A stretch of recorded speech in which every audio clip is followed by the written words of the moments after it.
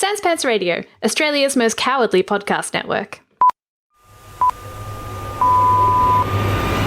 This is Newsfighters, where we fight the news so you don't have to. With Dylan Behan. Hello, Fighterers. Welcome to episode 52 of Newsfighters for January 11th, 2021.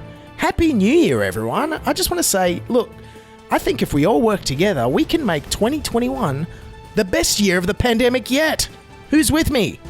Coming up later on the show, my old boss, Tom Ballard, is stopping by to chat about the year we just had, the year we're about to have, and our time working together on Tonightly with Tom Ballard. It was a TV show, Ask Your Parents. Mark fucking Ruffalo tweeted, ban Trump to save democracy, okay? So in order to save democracy, Donald Trump had to be removed from Twitter. And I don't know, that just seems a bit much to me. Welcome to a brand new year of Newsfighters. A few changes are afoot, you may have heard.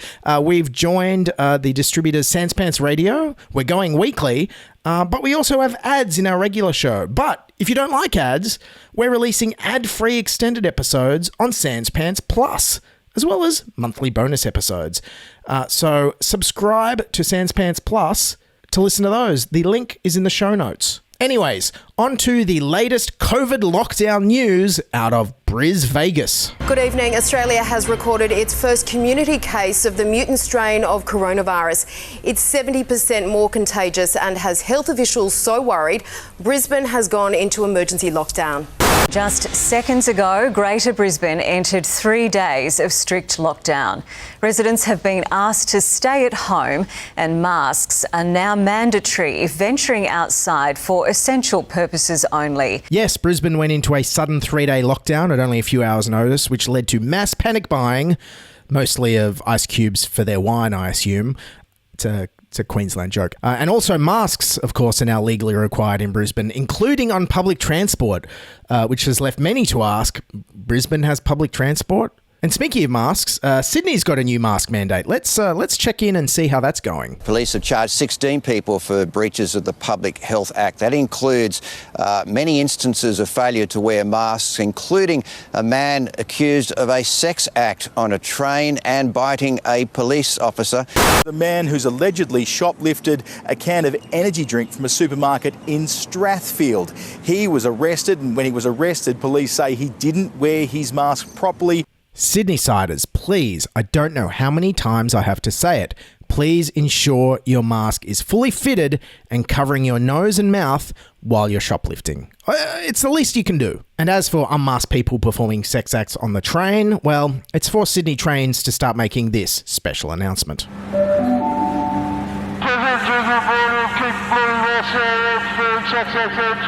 Next station, Redfern.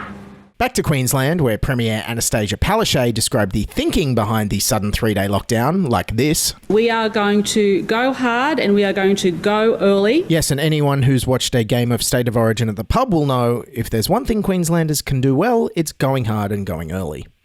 So, why this emergency lockdown after only a single case? Authorities aren't taking any chances after they identified 768 people who came into contact with Queensland's positive case of the UK strain of COVID-19. 79 of those were close contacts of the cleaner in her 20s who worked at hotel quarantine. Okay, wait a second. This cleaner had 768 contacts and 79 close contacts in only 5 days. That's more than I had in 5 weeks backpacking around Europe in my 20s. And that's even if you include all the pickpocketers in Barcelona. Meanwhile, our Prime Minister Scott Morrison, who's unfortunately stuck holidaying in Australia this year, had some very clear directions for everyone in Brisbane. Over the next few days, stay where you are. If you're somewhere else and you are planning to go there, don't. If you are from any of those places, and you are somewhere else. You may be here in the ACT. You may be in Western Australia. You may be in Victoria. Or you may be stuck behind the wheel of a large automobile. which coincidentally is where a lot of Victorians found themselves stuck over New Year's when, because of the Sydney outbreak, Victoria suddenly closed the border. Tonight, thousands of holidaymakers are rushing to make it back into Victoria before the border slams shut at midnight. Even Victoria's own people need to get to the crossing before the clock hits 12 or risk being turned back and shut out. Do not come to the border. Do not get on a plane and try and get to the airport. You will be turned back. Victorians are no longer welcome home. Yes, Victoria banned thousands of Victorians from returning to Victoria. In fact, they weren't even offered hotel quarantine. They were just turned around at the border and told to fend for themselves, like boat people being towed back to Indonesia. Except, instead of bribed people smugglers, it was Des and Mabel from Moonee Ponds in their vintage plywood caravan with 3 dogs and no smartphone. In fact, to deter Victorians from returning home, I hear the Victorian government has even considered re-editing the old Australian government anti-boat people ad from years ago. If you haven't already heard, the rules have changed. If you're a Victorian trying to return home to Victoria, you won't be settled in Victoria. This stranded woman on ABC News summed it up. I feel like I've been told, no, you can't go back home, which is ridiculous because, I mean, that's where I live. The gall of this entitled refugee wanting to return home. Sorry, lady, you should have thought of that before you so brazenly decided to illegally immigrate from your home state for a holiday when all the borders were open at the peak of the summer holiday season. Also, some other younger Victorians got themselves barred from the Garden State as well. These teenagers are among 1,500 Victorians stranded in New South Wales who've applied for an exemption to get back into their state. They'd been camping just 10 kilometres over the border since December 28th. They had no mobile phone reception and only found out they weren't allowed to go home when they arrived at the border checkpoint. Now we're stuck here on the side of the road in the middle of the Snowy National Park. And we don't have enough food and water left anymore, but we'll be right. Again, I love the Australian attitude we have here to all this. Americans are asked to wear masks and they're like, I'll die before I give up my freedom. And then Australians, when we're about to potentially die from starvation and thirst due to closed borders, we're like, but we'll be right. The exodus of Victorians out of New South Wales led to long road queues at the border, as intelligently observed by this Walkley-winning citizen journalist on 10 News. I feel for the poor bastards. Look at them. Coronavirus. The whole show up again. I was wondering what Tim Bailey was up to now. And upon returning to Victoria, all the holidaymakers were compelled to get COVID tests immediately. And you can probably guess how that went. Victorian authorities are facing criticism after some COVID testing clinics were at capacity just minutes after opening. We got here at about 5:30 this morning after being turned back the last 2 days in a row. For 2 days now, we have been turned away and have told that we can't get tested. Victoria's system buckling under the pressure. Being in Sydney, everything's so organised, and that's why their contact tracing is the best. And yeah, it definitely feels like an absolute mess over here. Yeah, take that, Melbourne. You may have the best coffee and all the cool laneways and be the most livable city in the world, but you know why we pay the big bucks to live in Sydney? For the contact tracing and the beaches, I guess. We truly are an international hotspot. Speaking of outbreaks, there was one in Sydney over the holidays that looked like it was possibly going to spiral out of control because it occurred at what turned out to be one of the city's most frequented landmarks. It's the epicentre of Sydney's newest COVID scare, the BWS Baralla. Thousands of people in Western Sydney are now in isolation over concerns of an outbreak at a bottle shop. Thousands who visited BWS Baralla between December 22 and 31 are now all considered close contacts and asked to quarantine for 14 days. Yes, people who went shopping for their New Year's Eve alcohol at BWS and Baralla were ordered to stay home for 14 days afterwards, which is the perfect hangover cure if you're like me and your hangovers tend to go for 14 days now. So this BWS cluster made me realise that by far the most efficient way to vaccinate everyone in Australia as fast as possible would be to roll out the vaccination program at our bottle shops. Think about it. They could do deals. You could get a Pfizer and a Pilsner, a Moderna and a Modelo, and a Corona with a Corona vaccine. Of course, all the craft beer hipsters will be asking if the mRNA vaccine is closer to an IPA or an XPA. Back in New South Wales, our contact tracing teams have been working overtime, naming dozens, if not hundreds, of potential exposure sites, like these ones. Tonight, there's new alerts in the west for a screening of the Croods at Auburn's Reading Cinema. The town of Ninga, known for its big bogan, today had a big clean after an infected teenager went bush on a camping holiday. Yes, and imagine the embarrassment of having to tell your boss that you can't come to work for 2 weeks because you may have caught COVID-19 at the Big Bogan.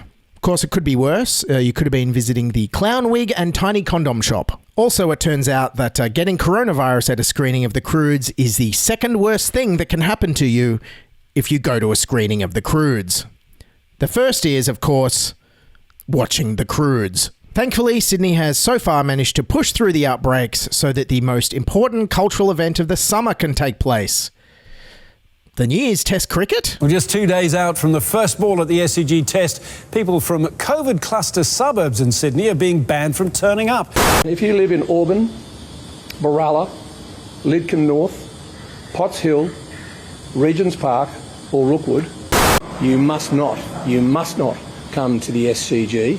New South Wales Health Minister Brad Hazzard there listing the banned suburbs. But Brad, I think you'll find it hard to ban people who live in the suburb of Rookwood, because literally the only thing in the entire suburb of Rookwood is the Rookwood Cemetery, where thankfully I've been told all its residents are already in self-isolation, 6 feet underground. Regardless, the Sydney New Year's cricket test went ahead as scheduled, albeit with the crowd capacity reduced. Unnecessarily. Despite the crowd cap of 10,000, just 8,000 attended. Yes, even with crowd capacity reduced to 25%, they still couldn't sell it out because it's a boring 5-day test match. I mean, hell, even Marrickville's most boring dad, opposition leader Anthony Albanese, didn't want to go. Well, I won't be going to the cricket. Thanks, Albo. Nobody invited you anyway. And besides, I heard you don't even have a car anymore. The federal opposition leader is tonight recovering at home after a serious car crash in his local suburb. His Toyota was struck by a 17-year-old P-plater in a Range Rover around 5 p.m. When somebody told me Anthony Albanese was in a car crash, I thought they were just referring to his latest news poll. Anyways, so that's where we're at, barely 2 weeks into 2021. It's going to be an interesting year. A possible election year. So keep tuning in. We're going to be releasing episodes weekly. And one thing I saw over the break was Scott Morrison delivered an oddly optimistic New Year's message, which seems slightly at odds with what the news has been saying we can look forward to in 2021, I think. Have a look. The Prime Minister has told Australians there's plenty to be hopeful for in 2021. Happy New Year, Australia. The coronavirus supplement is being reduced by $100 a fortnight. Fees for some university degrees will be more expensive. I wish you a very happy, a very safe and a prosperous new year. 1 million Australians face a cut to their income as job seeker payments are reduced. There are still far more people looking for work than there are jobs available. I have never felt more proud of my country than I am today. 10,000 people will have their return to Australia delayed under new international arrival caps. Australia's been given a grim outlook with extreme fire seasons, major flooding and severe cyclones forecast on the horizon. Scientists are worried that a variant that's emerged from South Africa could be resistant to current vaccines. God bless you, Australia, and thank you.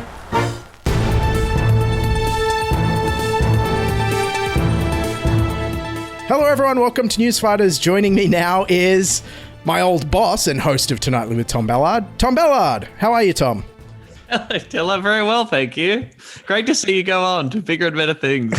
I'm proud of you, man. I always believed in you. Thank you very much. How was your 2020? If we look back, this is the first episode of 2021. How was your 2020, Tom? It was great. I don't really follow the news, so yeah, I just had a great time. Just hanging out with friends and family and eating bats and leaving the house on a regular basis. No, it was generally awful. I was going to move to the UK and become a big star over there and appear on their million panel shows and get a Netflix special and be the next Adam Hills. And so that's all off. Obviously, watching society collapse, watch Bernie Sanders lose, watch a deadly disease kill millions of people. It was bad. I did fall in love, though. I got a really hot boyfriend. Congratulations.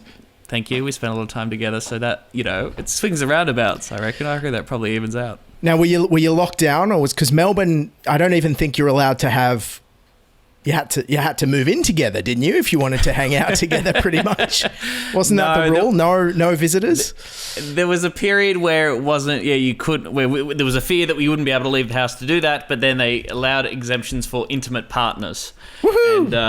And we were pretty intimate. Was that a conversation? Because I assume you're only allowed to have one, or is Dictator Dan open to polyamory with this? Yeah, it's socialist Victoria, man. Yeah. We're all in a polycule. We're all genderqueer trans uni students fucking each other's brains out. It's great. Yes, we went back and forth towards each other's houses for quite a bit. It really amplified the fast-tracked the relationship very quickly, I guess, being locked down and going through a pandemic. I'd really recommend it to anybody out there.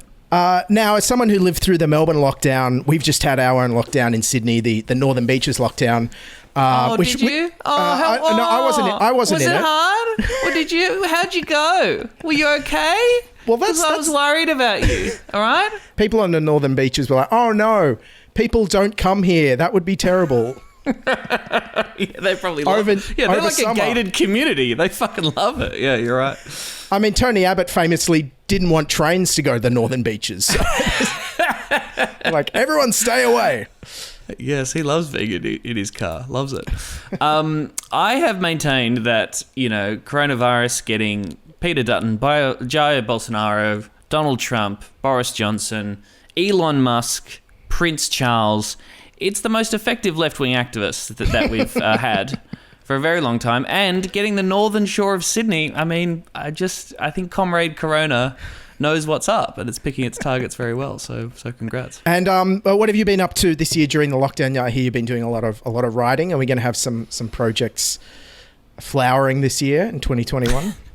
In theory, if I can finish this goddamn book, I had so much time, Dylan. I managed to get a book deal. I had literally nothing else to do in my life. Still managed to procrastinate, and still desperately trying to meet this deadline to finish my book, which is about the year 2020, COVID, how millennials are screwed over in this country, my entire life, the past 40 years, the neoliberal turn, how capitalism is killing us, and how we all need to be socialists. So there's a lot to cover, and I'm really down to the wire. But hopefully that'll all be produced within the next couple of weeks. Are you doing interviews for the book, or is it like Sign Language by Seinfeld? It's just a collection of your "What's the deal with" jokes. I got that book. I was so disappointed. And he's just released a new one, isn't it? Which is the same shit, isn't it? Isn't he like his fucking set lists? He just hit print on his routine, I think. Yeah. Come on, when are you going to make B-Movie 2, Jerry? We're all hanging out for it. His new book, I heard about it. It sounds bizarre. Anyway. It's all original stuff. I'm trying to sum up and explain my political education over the past 4 years, which really does involve some pretty deep diving research over, the Accord in the 1980s and Hex and superannuation and franking credits. I'm trying to write about all that shit and make it funny. But I'm also talking to lots of different people across the political spectrum and mainly focused on millennials and how young people have been consistently shafted. Particularly, it all comes back inevitably to the Howard years in that period over the turn of the millennium when shit got real. They really pulled up the ladder behind them, the old boomers. So how do you reckon, you probably get asked this a lot, but how do you reckon Tonightly would be covering the pandemic and God, even what happened in America this week? We'd have Greg as Mr. Oily, obviously. That would be he'd be our main character. He'd be in Washington with them. I think Greg would do a good character of him, like dressed up as the Viking guy. I think he'd be very good. Yes, yeah, of course. Man, I hope we'd be better than Seth Meyers. I don't know if you saw Seth Meyers' monologue.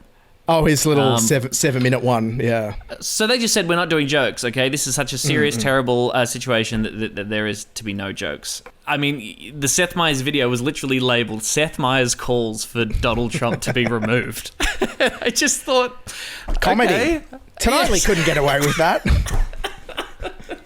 Well, no, not on the ABC. I mean, I'm trying to think, when Eurydice Dixon died, we did make a point to make that very serious at that point, and there must have been one or two other instances where we recorded a serious message. Well, my theory is Americans don't watch enough world news to know how normal this is. Like, they stormed the parliament in Hong Kong last year. This happens around the world all the time. America, welcome to the club. Yes, and I know hypocrisy's dead and pointing it out as pointless, but like these fucking Republican figures who are like, this violence was terrible. It's like, you supported the Iraq War. You killed hundreds of thousands of people. What are you talking about? You love violence. You just don't want it near you.